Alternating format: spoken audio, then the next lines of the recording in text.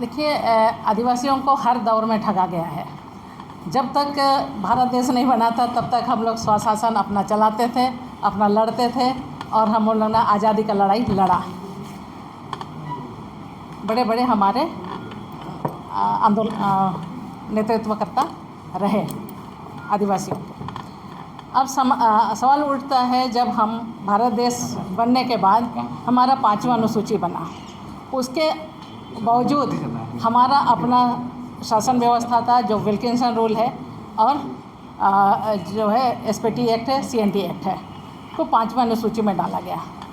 और उसके अलावा भी जब बिहार में थे तब यहाँ बिहार पंचायत राज अधिनियम आता है, वहाँ पर भी हमारे 2 नायक ने इस पर कानूनी लड़ाई लड़ा और लड़ने के बाद हमारा पेशा एक्ट बनता है 1996 में। पेशा एक्ट बनने के बाद जब हमारा 1997 में ये स्वयं लागू होता है, ये पेशा कानून में लिखा हुआ है तो लागू है। उसके बावजूद भी जब झारखंड अलग राज्य बना तो हम लोगों के बीच में झारखंड पंचायत राज अधिनियम तोड़ दिया गया।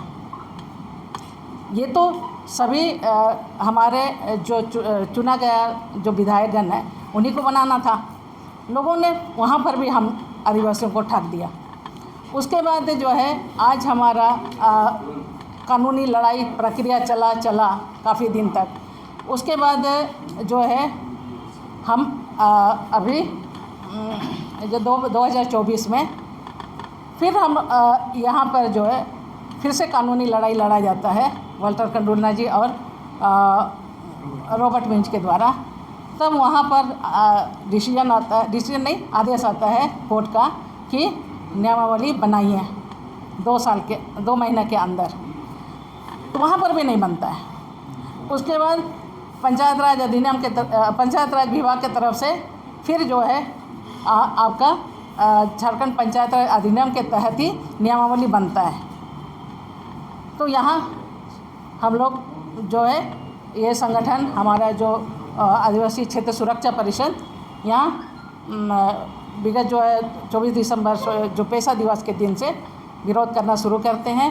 आज जो है हम 3 महीने के अंदर में ये जो संगठन है बहुत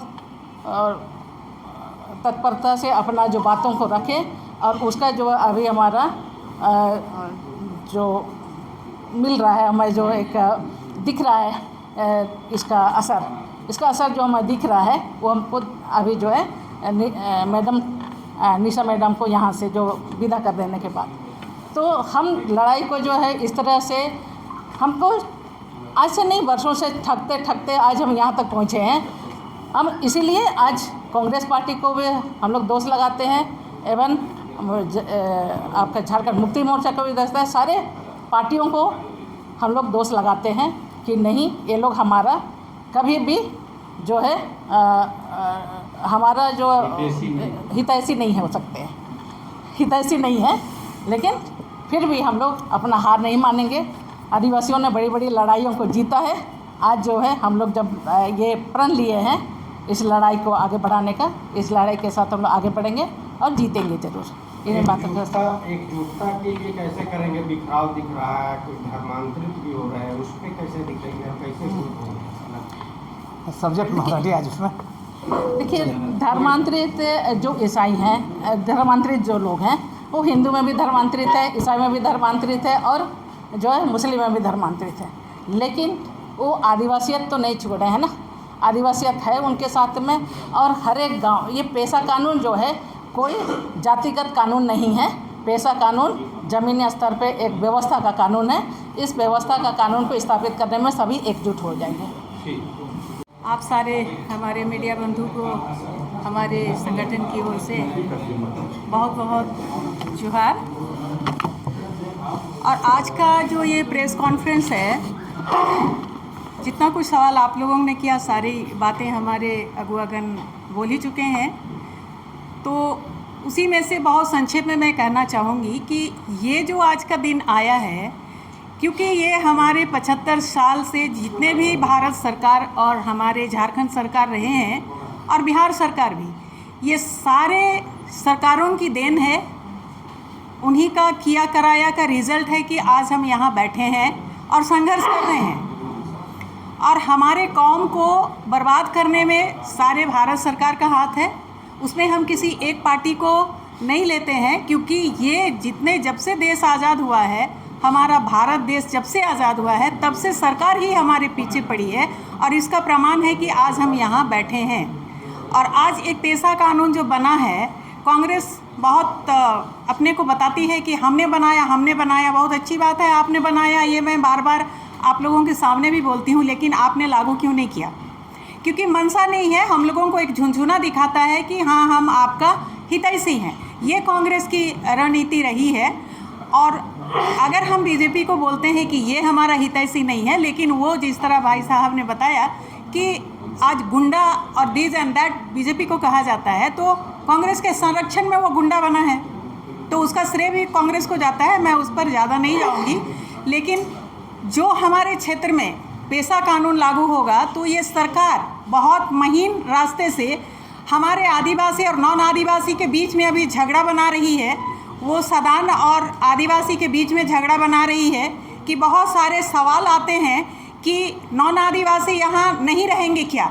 ऐसी बात नहीं है, ये एरिया विशेष के लिए है जो कानून बना है, लेकिन लोग यहाँ आदिवासियों को एक किनारे करके नॉन आदिवासी का गैर हितैषी साबित करना चाह रहे हैं आदिवासियों को।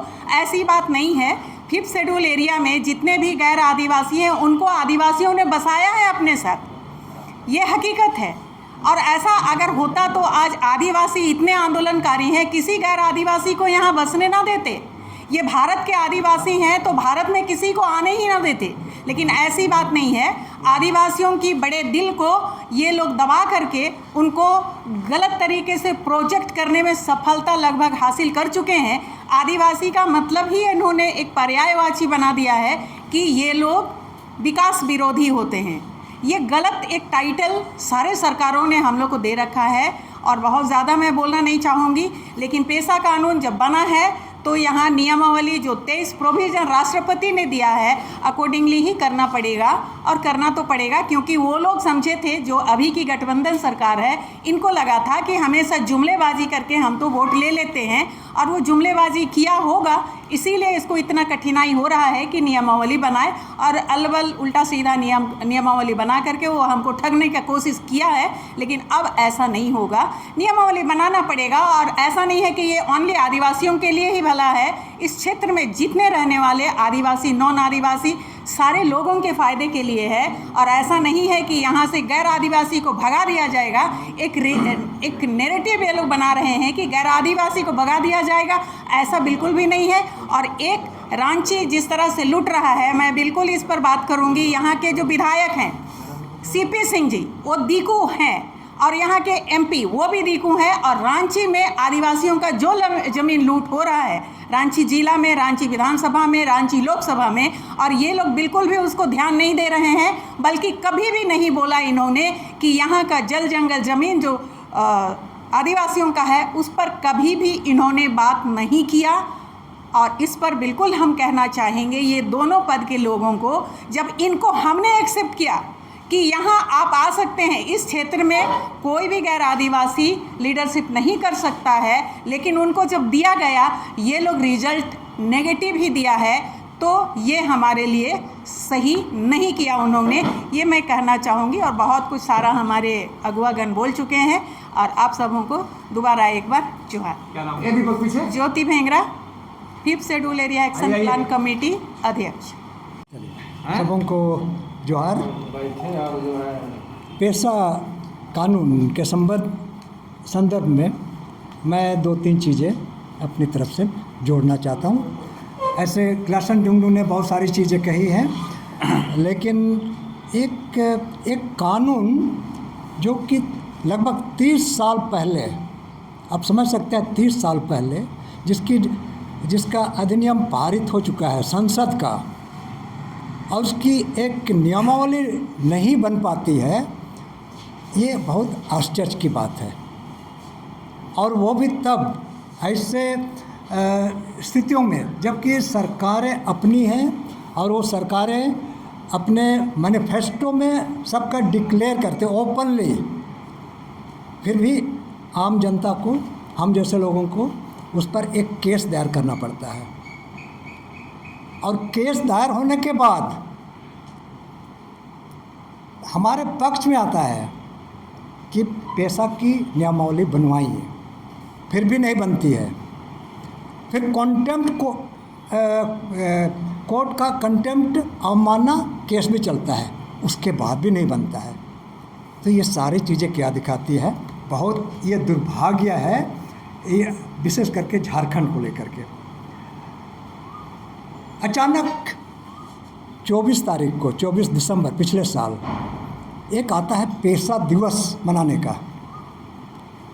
सब कुछ चकित रह जाते हैं, इतना तो कुछ नहीं हुआ है इतने सालों में, 24 सालों से, 28 सालों से, और अचानक पेशा दिवस क्यों आ रहा है भाई। उसके बाद कुछ दिनों के बाद आता है हमारी परंपरा, हमारी विरासत। अब इतना तामझाम क्यों खड़ा कर रहे हैं, एक जुमला क्यों खड़ा कर रहे हैं, झुनझुना क्यों हमें दिखा रहे हैं। बहुत सीधी सी बात है, एकदम स्पष्ट, डायरेक्ट। हमको कानून चाहिए, नियमावली चाहिए।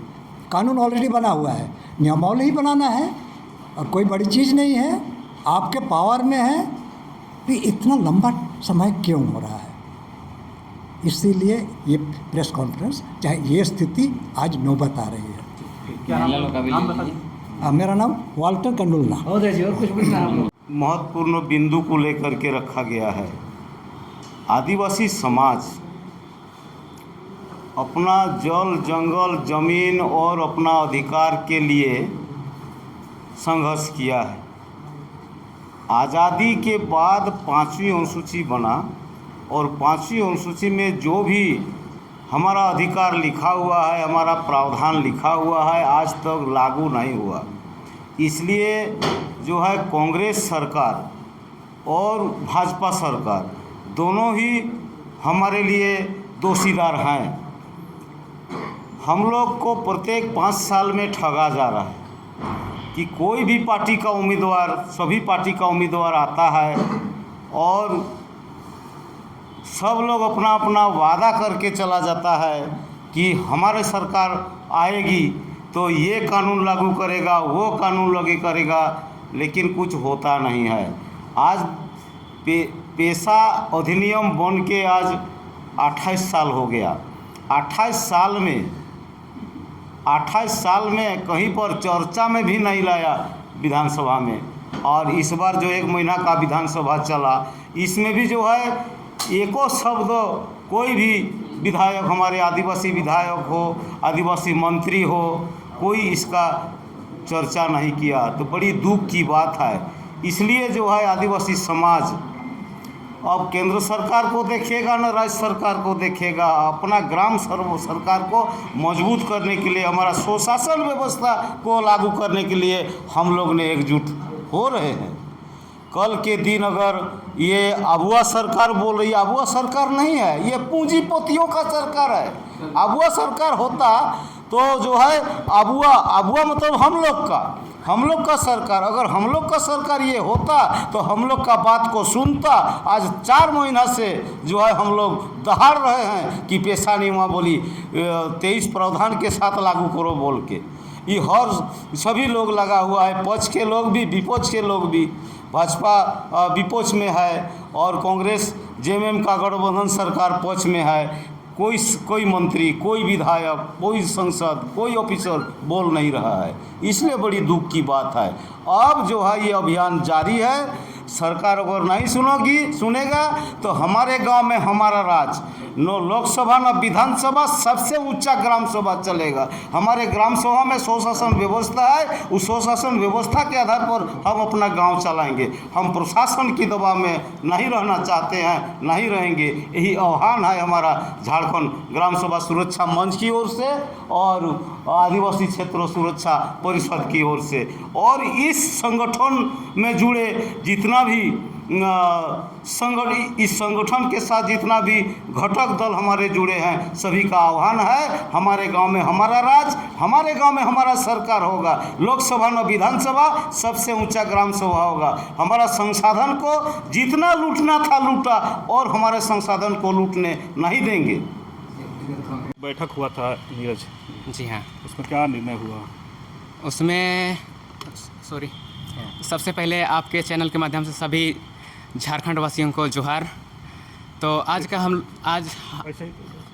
का मीटिंग था जिसमें निर्णय लिया गया था कि जो पेशा कानून है जो 1996 में लागू हुआ, लेकिन यहाँ पर झारखंड राज्य में वो नियमावली अभी नहीं बना है। तो सरकार हमारे प्रति यानी कि 5th शेड्यूल एरिया के प्रति कितना वफादार है, इसको सोचना पड़ेगा। सरकार को मंथन करना पड़ेगा कि आज आप जिस पद पर खड़े हुए हैं उस पद पर आप किसके प्रति खड़े हुए हैं। अगर आदिवासियों ने आपको वोट नहीं किया होता तो आज आप ना विधायक बन पाते ना ही मंत्री बन पाते। तो सबसे बड़ी बात यह है कि हमारे पूर्वजों ने जिस उद्देश्य से आंदोलन किया था झारखंड राज्य में आदिवासियों का हक और अधिकार हो, लेकिन यहाँ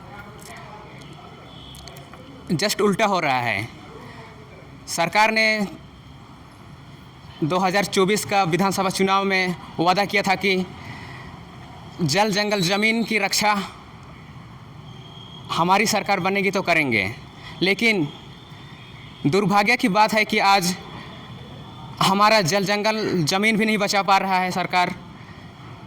यहाँ जस्ट उल्टा हो रहा है। यहाँ आज पूरे आदिवासी गांव में जाइएगा, पूछेगा कि आप लोग किस मुद्दे पर वोट किए थे, सभी कोई बताएंगे कि हमें कुछ मिले या ना मिले, बस हमारा ज़मीन बचे।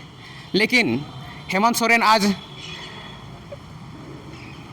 पेड़ लगवाने के लिए ज़मीन अडानी कंपनी को दिया जा रहा है और कहीं कहीं पर दिया भी गया। तो इस बात को लेकर के पूरे आदिवासी समाज में आक्रोशित है और वे अपना हक और अधिकार के लिए हमेशा लड़ते आए हैं और आगे भी लड़ते रहेंगे। नीरज भिंगरा।